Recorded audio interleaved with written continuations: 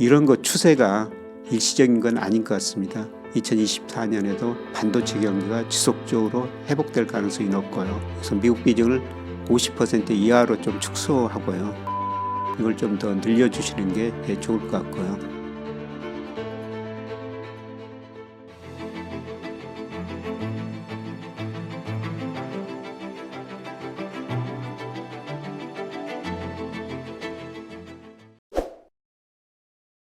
중기적으로 보면은 금리는 계속 하락할 수밖에 없습니다. 제가 중기적으로 그렇게 보는 이유는 우리 잠재성이 현재 2% 안팎인데요. 2030년 가면 1%, 2040년 가면 거의 0%대로 떨어질 가능성이 높습니다. 경제 성장률이 낮으니까 금리가 낮을 수밖에 없고요. 그리고 우리가 저축이 투자보다 많은 나라입니다. 전체적으로 돈이 남아돈입니다. 그리고 앞으로 가계대출, 기업대출이 상대적으로 줄어들면서요. 은행들이 그 돈 가지고 아마 채권을 사게 될 겁니다. 이런 의미에서 채권 수익률은 금리는 장기적으로 더 하락할 수밖에 없다. 이렇게 볼 수가 있는데요. 그런데 최근에 금리가 좀 급락해 했거든요. 그래서 당장 저 금리가 여기서 크게 하락할 가능성은 낮습니다. 주식 시장도 제가 1분기 중반, 2분기 초반 계속 조정을 보였을 때 이런 말씀을 드렸습니다만은 그때 불안하면은 오히려 그 금리도 같이 오를 수가 있습니다. 이럴 때마다 그 채권 비중 늘려주시는 게 좋을 것 같고요. 우리 가계 자산 중에서 채권 비중이 3%밖에 안 됩니다만은 저는 은행이 가감히 줄이고 그만큼 그 채권을 늘리는 게 좋다고 생각하고 있습니다. 해외 투자할 때 우선 그 국가별 비중을 조절하는 게 좋을 것 같습니다. 우리 가계가 우리 국민들이 지금 해외 주식 투자 많이 하고 있는데요. 2022년 말 기준입니다. 최근 통계는 없기 때문에 2022년 말 기준인데 미국 비중이 61%, 유로 비중이 15%, 일본, 중국 비중이 한 3% 정도 됩니다. 그런데 앞서 말씀드렸으면 미국 주가는 가대평가돼 있다. 그리고 달러 가치가 중기적으로 지금 하락 추세에 접어들었다. 이런 의미에서 미국 비중 61%는 너무 높다는 거죠. 그래서 미국 비중을 50% 이하로 좀 축소하고요. 대신 유로나 특히 이머징 마켓 비중, 인도, 그동안 부진했던 거 중국 비중 이걸 좀 더 늘려주시는 게 좋을 것 같고요. 그다음에 업종별 비중도 계속 조정을 해야 되죠. 이거는 국가별 비중 조절하고 또 업종별 비중을 조절해야 되는데요. 중기적으로는 모든 일을 특히 제조업에서는 로봇이 해주지 않습니까? 그리고 서비스업에서는 AI가 해줄 겁니다. 이 관련 주식들은 계속 중기적으로 우리가 관심을 갖고 조정을 보일 때마다 사가시는 게 좋을 것 같습니다. 경제 관련 지표 좋은 책들이 많이 나오고 있습니다. 예를 들어서 저 한국은행에서 최근에 알기 쉬운 경제 지표 이걸 좀 개정판을 내가지고 아주 잘 냈습니다. 그런 책 보셔도 좋고요. 그런데 최근에 제가 경제의 정석이라는 책을 냈어요. 그동안 제가 경제 지표에 가서 여러 책을 냈는데요. 그동안은 통계 중심으로 책을 썼기 때문에 좀 딱딱하다, 이해하기 쉽지 않다. 독자분들이 이런 말씀을 많이 하셨거든요. 그래서 이번 경제 정서에서는 같은 경제 지표를 어떻게 개념적으로 쉽게 설명할 수 있을까. 그래서 개념을 쉽게 설명했고요. 그리고 거기에 따라 어디서 찾고 그다음에 이거를 어떤 식으로 주식시장에 활용할 수 있을까. 이런 것들을 쭉 설명을 해놨습니다. 거기에 보면 선행지수, 일평균 수출과 장단기 금리차 이런 거 가지고 경제 그다음에 주식시장을 어떻게 전망할 수 있는가 이런 걸 설명을 해놨으니까요. 연말 연초에 좀 한가하실 때 이런 책을 보시고 시대의 흐름 제가 늘 말씀드리지 않습니까? 부자들 보면은 시대의 흐름에 당하지 말자. 개인한테 당하면 일부 자산을 잃을 수가 있지만 시대에 당하면 모든 자산을 잃을 수가 있다는 거죠. 거꾸로 시대의 흐름을 알면 어떻습니까? 우리가 부를 계속 늘릴 수가 있다는 겁니다. 예를 들어서 선행지수 순환변동치 하나만 보더라도요. 우리가 2021년 상반기에 삼성전자 주가가 9만 원 넘었을 때 10만 전자 이야기도 나왔지 않습니까? 근데 그때 선행지수 꺾이고 있었어요. 그리고 삼성전자 주가가 6만 원 이하로 떨어지지 않았습니까?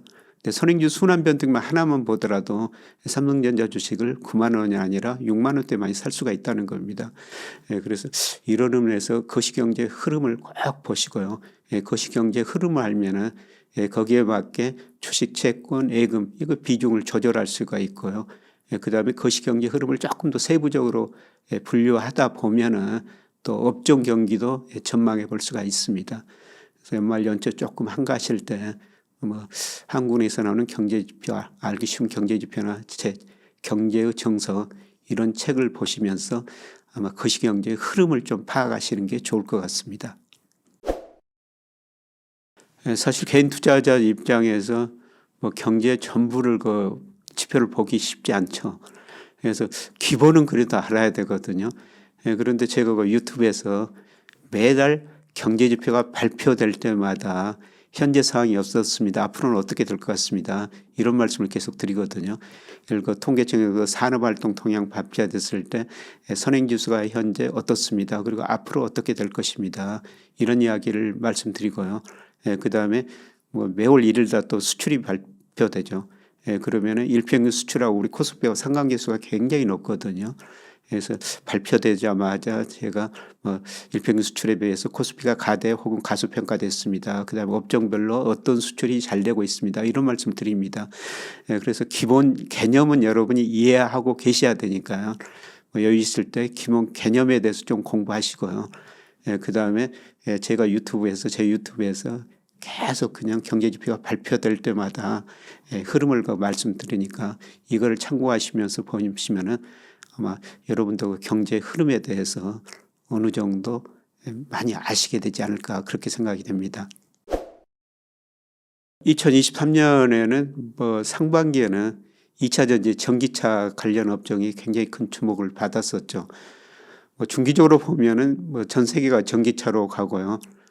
그다음에 전기차는 장기적으로 2차 전지는 성장할 수밖에 없는 것 같습니다. 근데 그동안 주가가 너무 많이 올랐기 때문에 뭐 조정을 보인다. 이거는 2024년 멀리 본다면 계속 그 성장 업종이다 이렇게 볼 수가 있고요. 그다음에 2023년 하반기에는 반도체 경기가 회복된다. 특히 그동안 우리 이거 수출을 보면은 중국으로 반도체 수출이 안 됐는데요. 2023년 10월부터 중국으로 반도체 수출이 늘어나고 있습니다.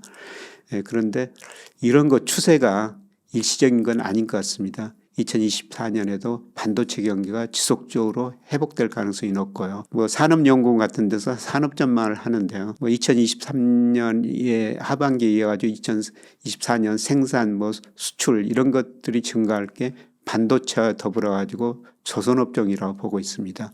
물론 그 조선업은 수주 산업이기 때문에 중간중간 원자재 가격이나 임금 뭐 이런 문제가 발생할 때 조정을 보일 수가 있습니다만은 2024년, 2025년 한 해 보면은 꾸준히 그 조선업종에 최근에 그 수출도 급증하고 있거든요. 뭐 이런 산업에 관심을 좀 가져셔야 될 것 같고요. 그다음에 아주 그 장기적으로 보면은 앞서 말씀드렸습니다만은 뭐 제가 뭐 공장에 가보면은 거기가 로봇이 일하고 있거든요. 그리고 앞으로 그 서비스업에서 AI가 참 많이 이용될 것 같습니다. 그래서 뭐 로봇이나 AI 이런 거는 중기적으로 큰 성장 흐름에 있는 산업이기 때문에요. 이런 산업에 계속 관심을 갖고 공부하시고 투자하시는 게 좋을 것 같습니다. 제가 늘 강조한 게 금융민주주의라는 단어입니다. 에일리 로버트 실러 교수가 만든 단어인데요. 금융으로 모든 국민이 그 부자가 돼야 된다는 것입니다. 우리가 지금 근로소득, 그다음에 은행의 이금으로는 노후를 준비할 수가 없죠. 그래서 우리가 금융시장, 특히 증권시장을 공부할 수밖에 없습니다. 그래서 같이 공부하면서 뭐 저도 부를 늘릴 생각입니다만은 뭐 여러분들도 같이 그 거시경제 흐름을 공부하면서 부를 늘릴 수 있는 한 해가 되었으면 좋겠습니다. 고맙습니다.